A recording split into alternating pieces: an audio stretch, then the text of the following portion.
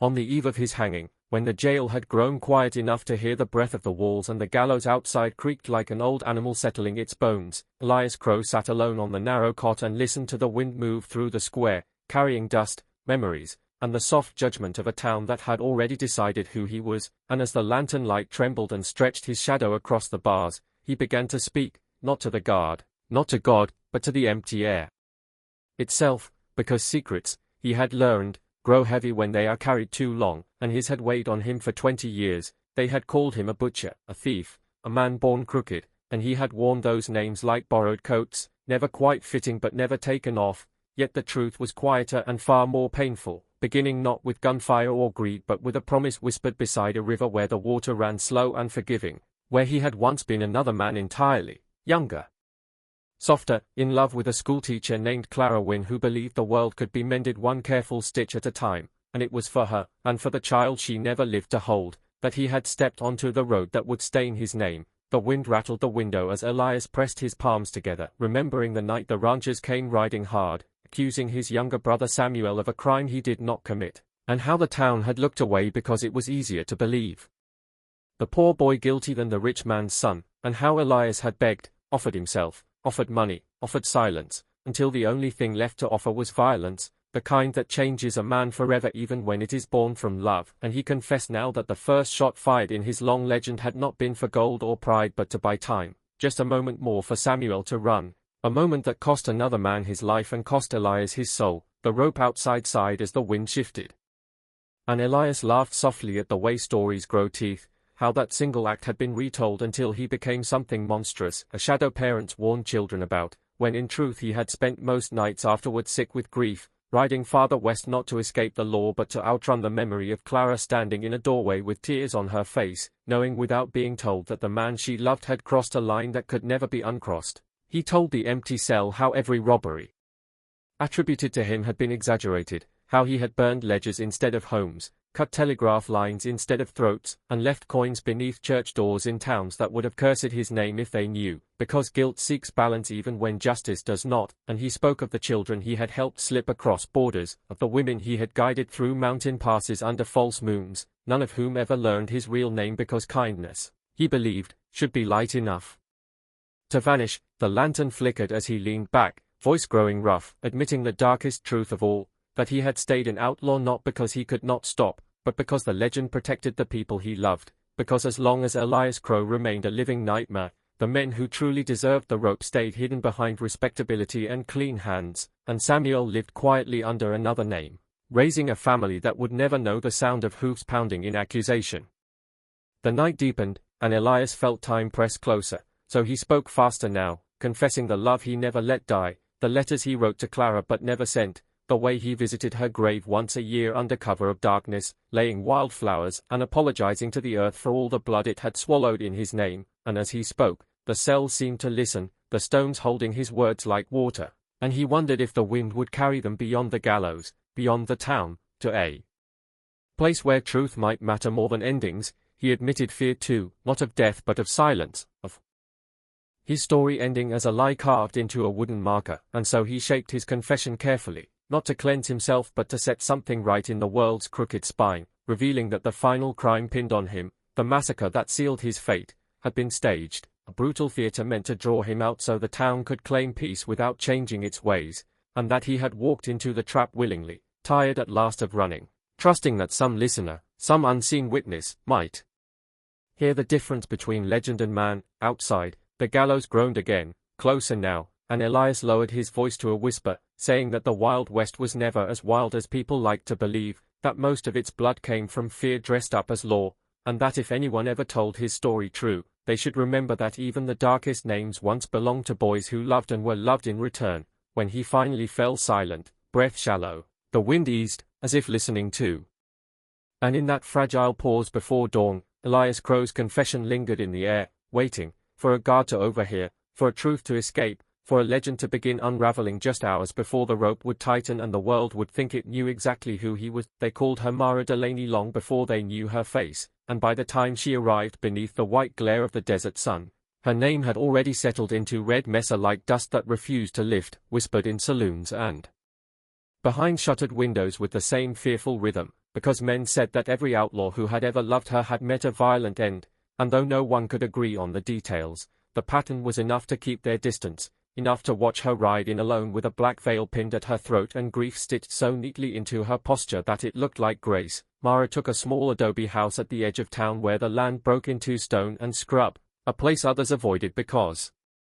the wind there never rested, and she lived quietly, rising before dawn to fetch water, tending a narrow garden that the sun punished daily, and speaking only when necessary, as if words themselves might tempt fate. Yet the town felt her presence all the same, a low ache beneath the heat, because tragedy has a way of bending the air around it. She had not always been a widow, not always alone, and the desert remembered her differently, remembered the girl who once laughed too loudly and believed love could outrun consequence, remembered the first man she married, a gentle ranch hand named Owen Pike who dreamed of buying land and raising horses until a stray bullet meant for another man found his chest, and then the second, a silver-tongued gambler who promised her safety and delivered only danger, and the third, whose name she no longer spoke aloud, because to say it felt like inviting him to die all over again, and each loss had tightened something inside her until she learned to love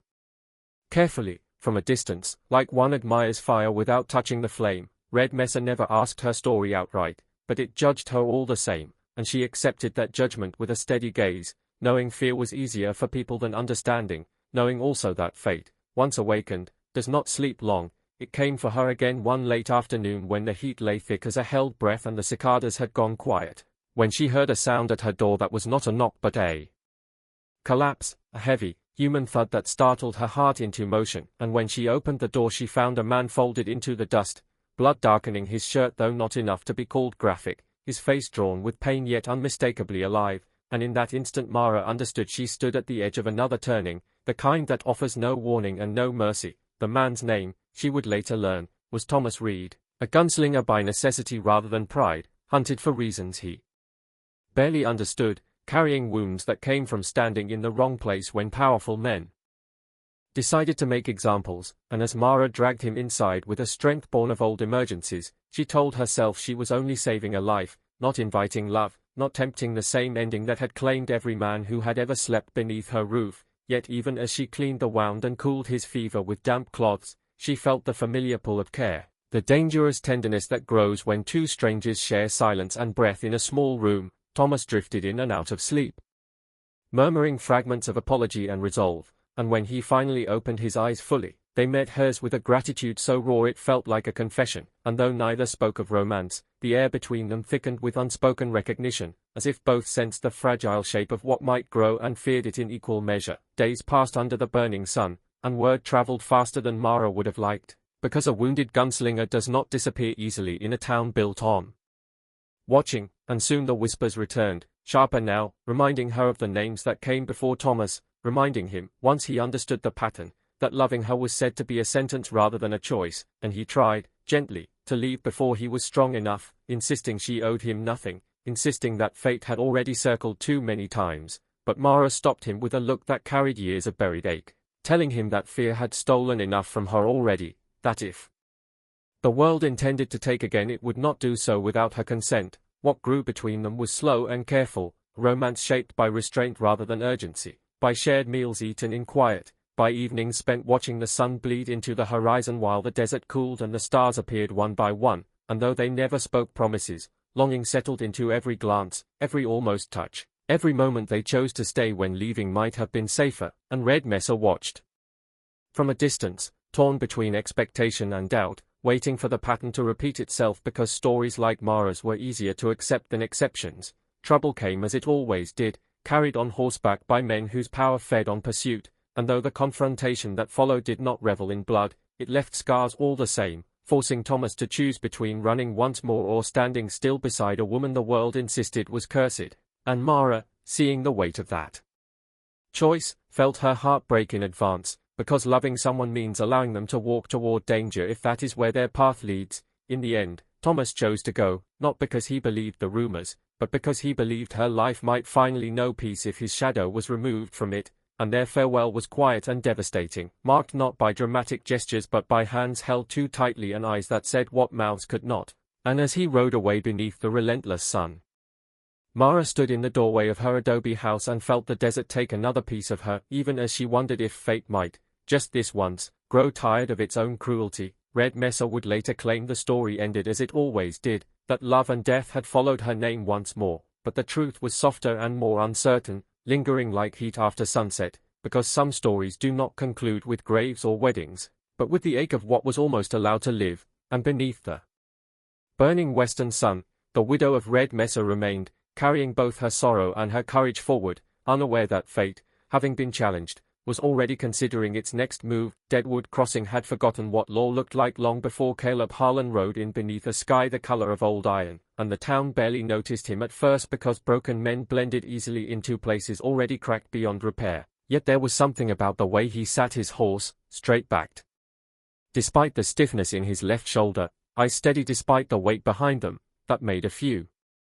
heads turn, especially when the badge caught the light for just a second before he tucked it back beneath his coat as if ashamed of it, and that small movement told the truest story of all, that this was a man who had not come seeking authority but had brought it anyway. Deadwood Crossing was ruled by absence more than violence, by the long memory of a marshal who had failed once and fled, by the quiet understanding that no one would come to stop what happened here anymore, and as Caleb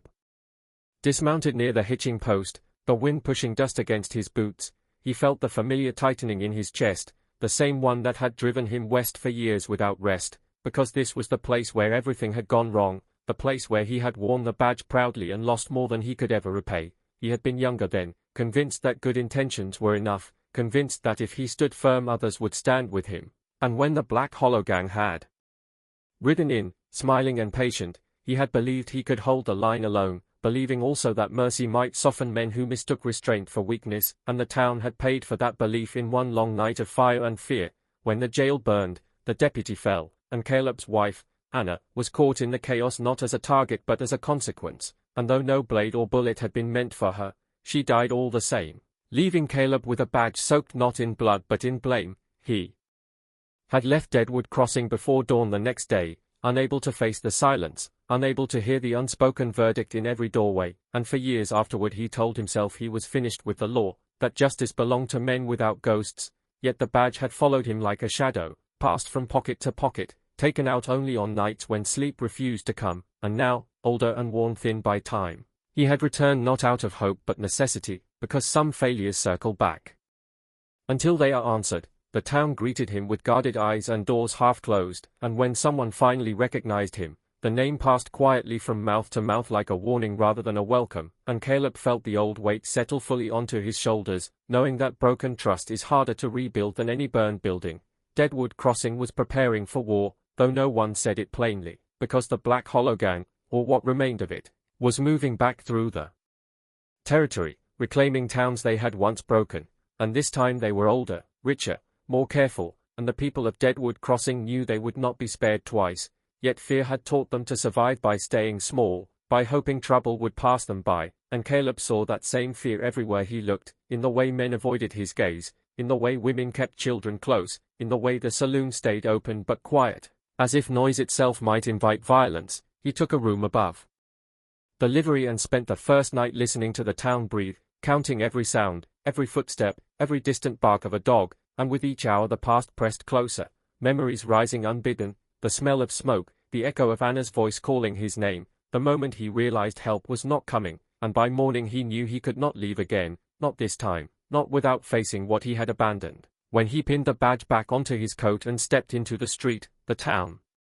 seemed to flinch, because symbols still carried power even when belief had faded, and though no one cheered, no one stopped him either, and that small permission was enough to begin. Caleb did not promise safety or miracles, did not speak of heroism or redemption, because he knew such words rang hollow in places like this. Instead he spoke plainly, telling the people what was coming, telling them he had failed once and might fail again, but that he would stand regardless, and something in that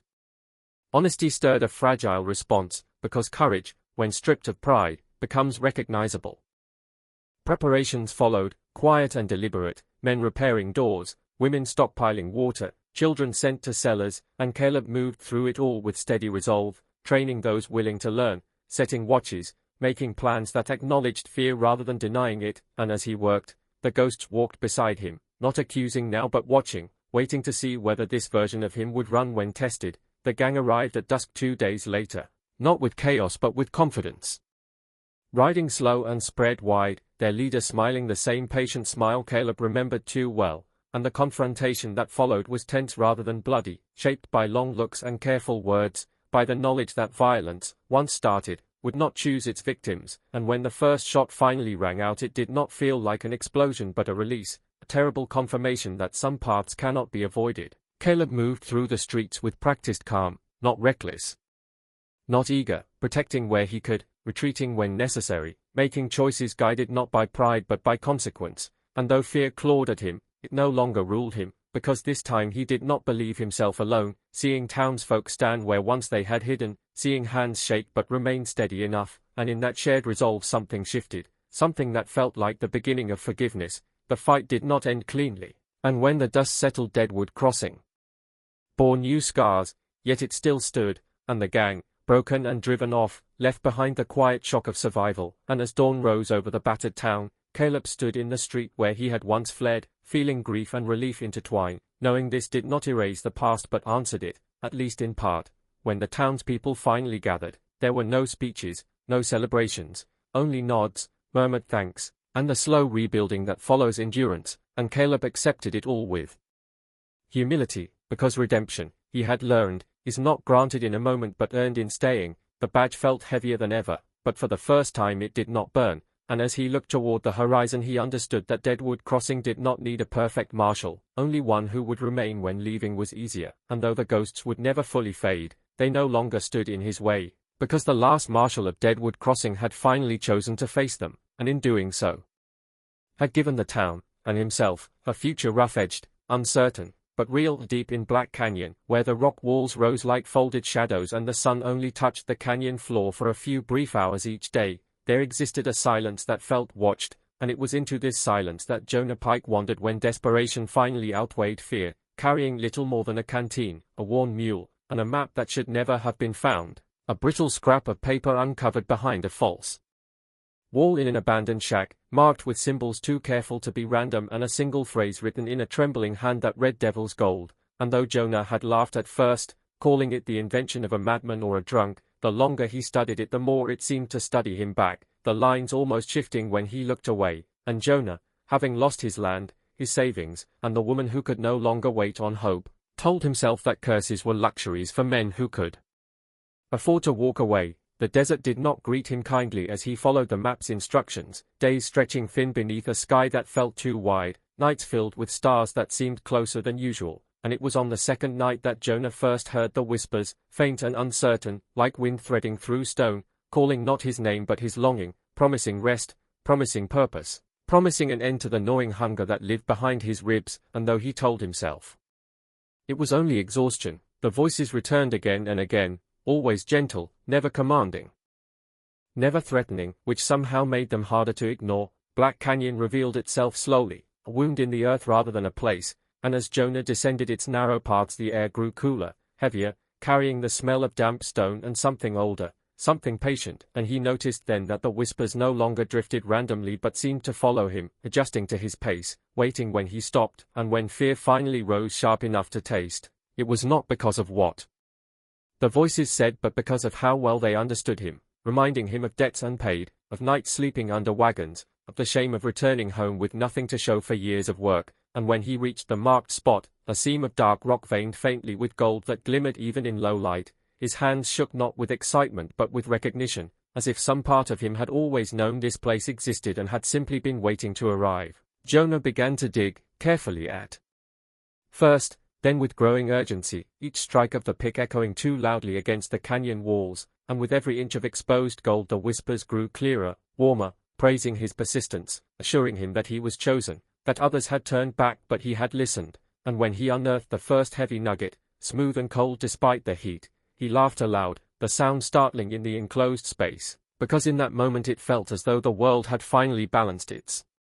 scales, yet the gold carried a weight beyond its size, and as Jonah gathered more he noticed small changes he could not quite name. The canyon seemed narrower, the shadows deeper, the path behind him less certain, and when he tried to count the nuggets his thoughts slipped away from the numbers, circling instead around memories he had buried, moments of compromise, promises broken quietly when no one was watching, and the whispers began to ask questions then, not accusing but curious, wondering